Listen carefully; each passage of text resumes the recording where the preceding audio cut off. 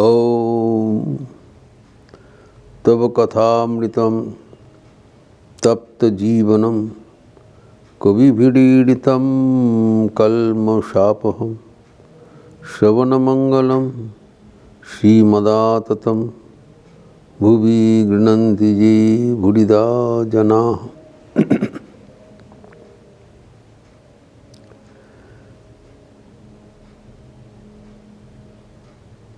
श्रीमद् भागवतम में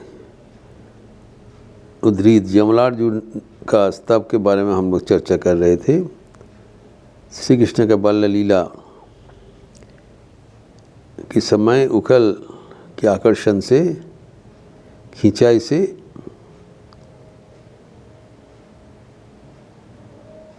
दो विशाल वृक्षरूपी नलकुबेर मणिग्रीव शाट मुक्त होकर भगवान को स्तव कर रहे हैं। भगवान को दर्शन के बाद इनके जीवन में आमूल परिवर्तन हो गए।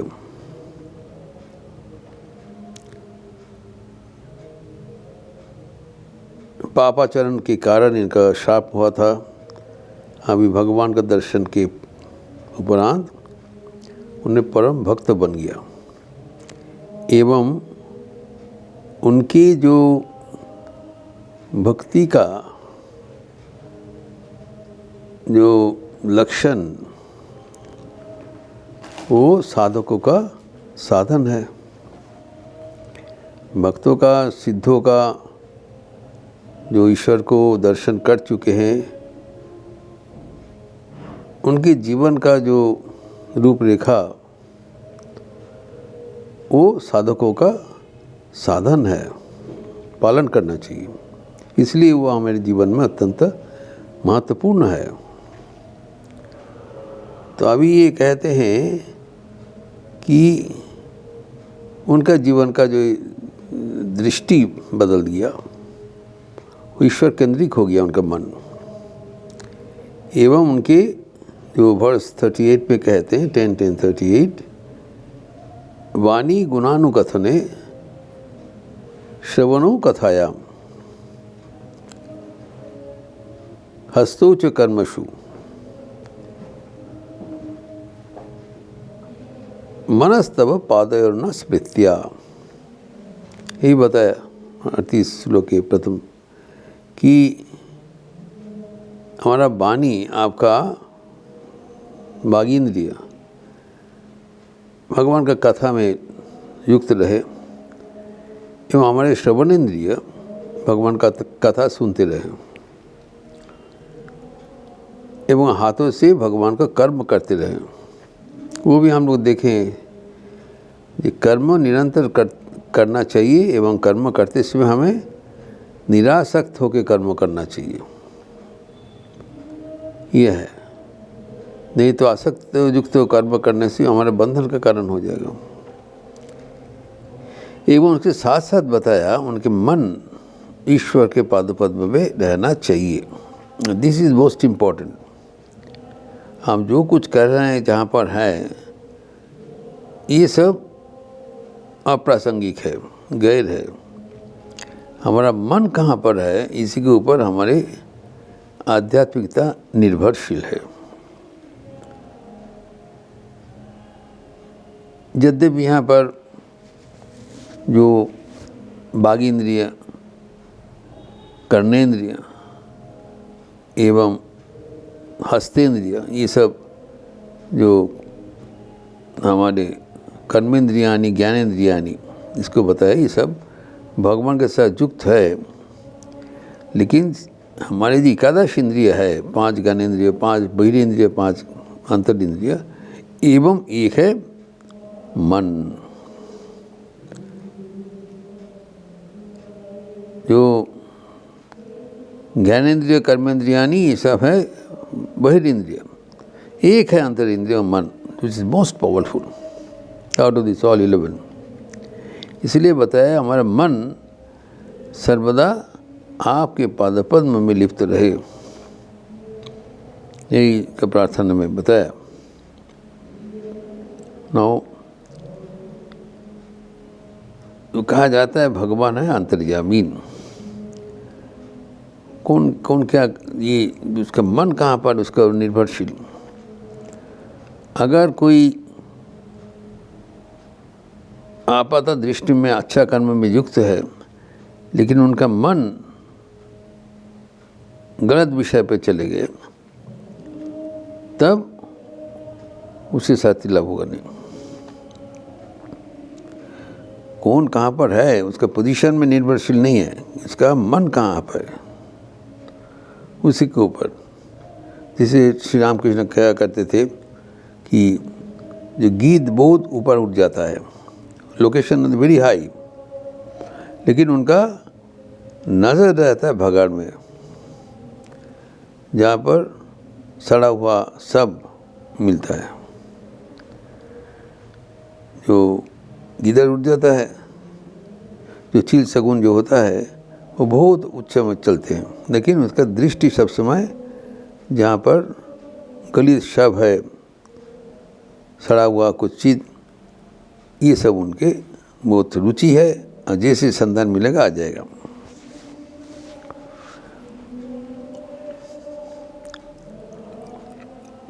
इसलिए भगवत गीता में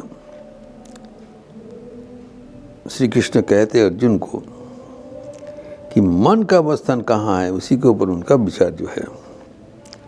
2nd चैप्टर वर्स 59 सांख्य योग में कहते विषया विनिवर्तन्ते निराहारस्य देहिनः रसो वर्जम रसप्यस्य परम दृष्ट्वा निवर्तते। जो निराहारी है, अर्थात जो आपात दृष्टि से उनका ज्ञानेंद्रियों एवं पंचेंद्रियों को समेट कर नियंत्रित करके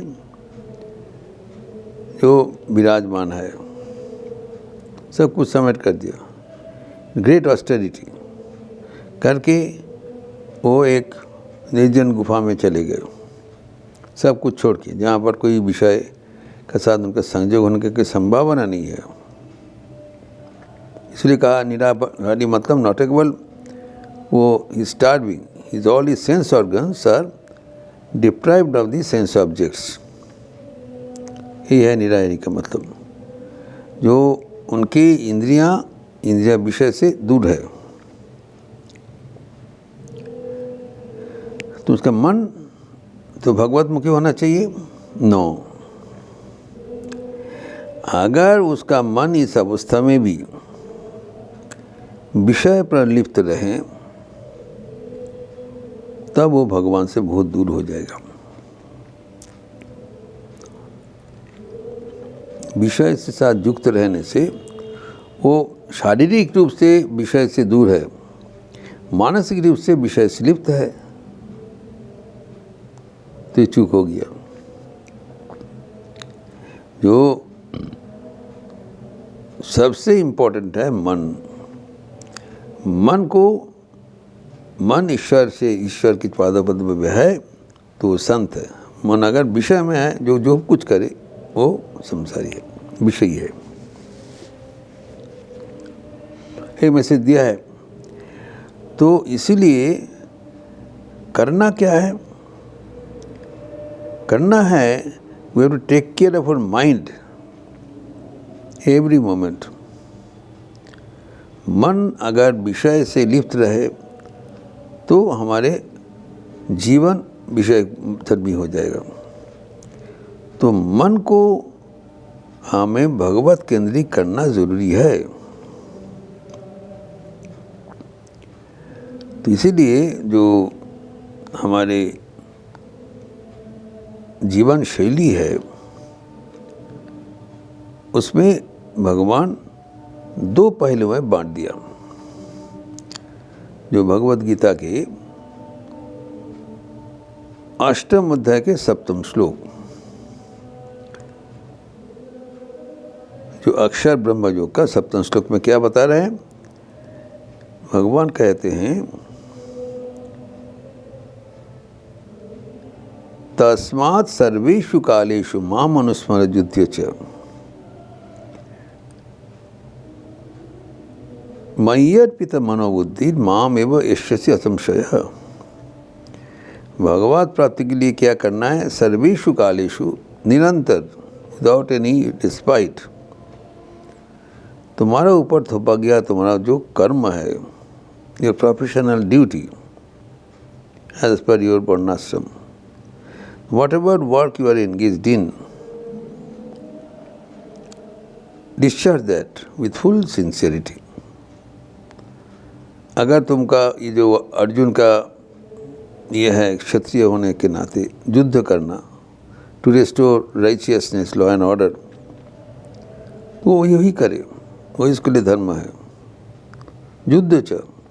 लेकिन उसके साथ साथ क्या? माम अनुस्मरो, which is most important. One has to remember God, one has to be in touch with God in mentally, whereas his entire being should be kept continuously busy in discharging the duties assigned by God। तो निरंतर कर्म करते रहें एवं साथ साथ निरंतर भगवान का नाम अनुस्मरण करते रहें, एवं इसमें कोई जो खाली समय नहीं देना चाहिए। सर्वेषु कालेषु, कंटिन्यूअस, क्योंकि मन को थोड़ा बहुत भी छूट मिल जाए वो एकदम हम की गिरा देंगे। तो मन को फुल नियंत्रण में, कंप्लीट कंट्रोल में रखना बहुत ज़रूरी है। Mind should be under the एकदम प्रत्यक्ष उसका नियम में होना चाहिए, नियंत्रण में होना चाहिए, तभी वो मन से हम कुछ कर सकते हैं। वो मन के छोड़ देने से विषय पर चला जाएगा, जबरदस्ती करके पकड़ना पड़ेगा। तो यही है साधन, जो किसी हालत से मन को भगवत केंद्रित करना बहुत ज़रूरी है। ठाकुर का जो विचार है, अगर प्राथमिक रूप से इसको बहुत कठिन समझ रहे हो, लेकिन नियमित रूप से करने से वो सहज हो जाएगा। इसलिए कहा है कि ये बार करना चाहिए, एक बार स्मरण करने से नहीं होगा। जो निराहारी है, जिसको अर्थात विषय से दूर है, वो अगर विषय में लिप्त होने चाहे तो इसके बीच में जितना जल्दी हो सके उसका मन भगवत केंद्रित कर लेना चाहिए। भगवत केंद्रित अगर होगा तब वो कैसे होगा? निरंतर भगवान को नाम सदन भजन करना चाहिए एवं दिया हुआ कर्म निष्काम रूप से किया जाए।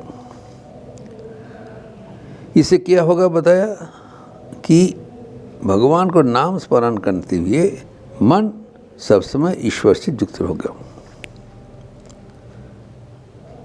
जो मयि अर्पित मनोबुद्धि ही, मन एवं बुद्धि, तो मन ईश्वर के साथ युक्त हो गया एवं बुद्धि, अगर निरंतर कर्म करना पड़ेगा तो अपने बुद्धि से ही तो करना पड़ेगा।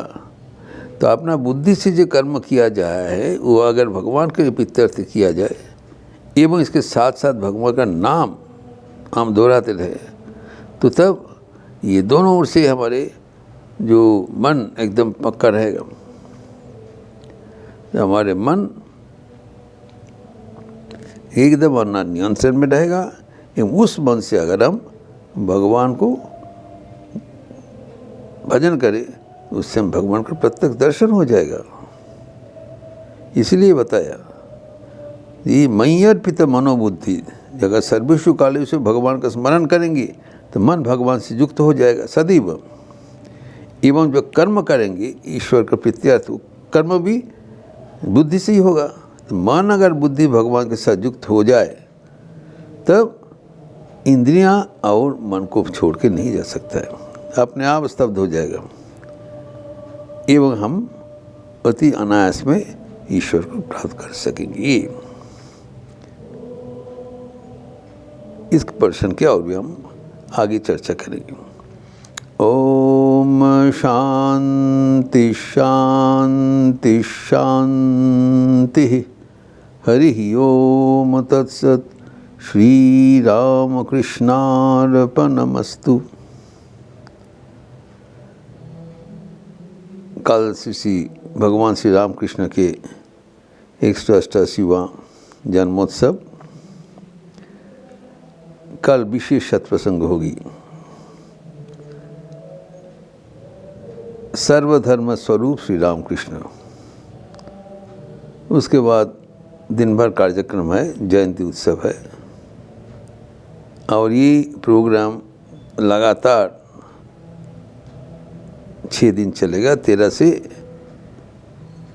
5 दिन चलेगा, 13 से 17 तक, 12 से 17 तक 6 दिन, कल से रविवार तक। एवं कल सुबह से ही मंगल आरती से शुरुआत हो जाएगी एवं इसका जो डिटेल कार्यक्रम आप लोग को इंटरनेट में दिया गया है, और विशेष सत्प्रसंग से इसका शुरुआत होगा। आप लोग सब स्वागत है एवं अच्छा रहिए, स्वस्थ रहिए, आनंद में रहिए। नमस्कार।